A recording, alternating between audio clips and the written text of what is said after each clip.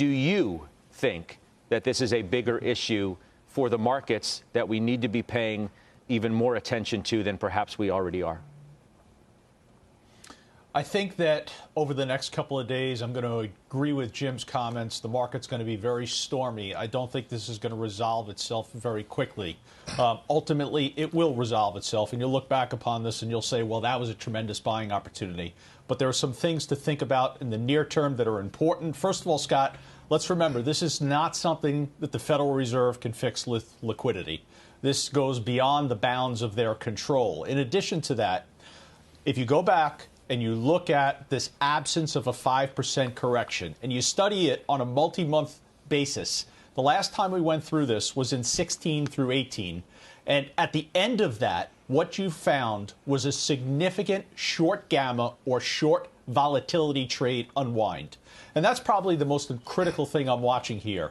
This has been a year where the VIX is averaged below 20. You've got a lot of players that are short volatility. And if there's going to be actual contagion, I think it would look similar to when you guys were at the Super Bowl in 2018 and we saw the unwind of that short volatility trade. So that's kind of something that I'm observing here in the near term, and that's why I think probably this is going to be a little bit stormier over the coming days than we think previously. Yeah, Joe tees you up perfectly, Pete, in terms of how you're watching volatility, the ins and outs of certain types of trades that are driving the action.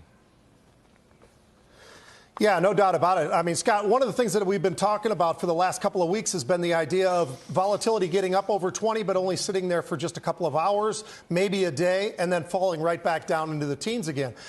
When we saw that move on Friday, it just felt a little bit different. We got up to 21.5. We closed just underneath 21. And today, obviously, based on this news, you see this volatility index absolutely spike. And now I think the last I looked, we were trading above 26. So it's a matter of how long can that last, though, because we've seen this time and time again.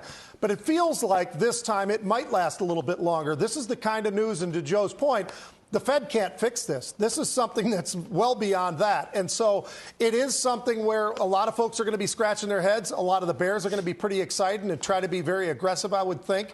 And we probably will see some of that.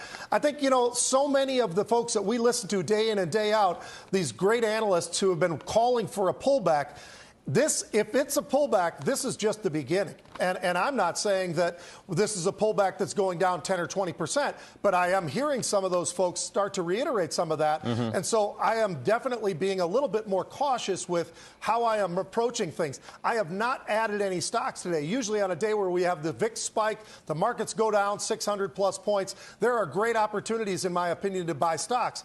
I am not seeing that. Options, maybe. Stocks, absolutely not yet.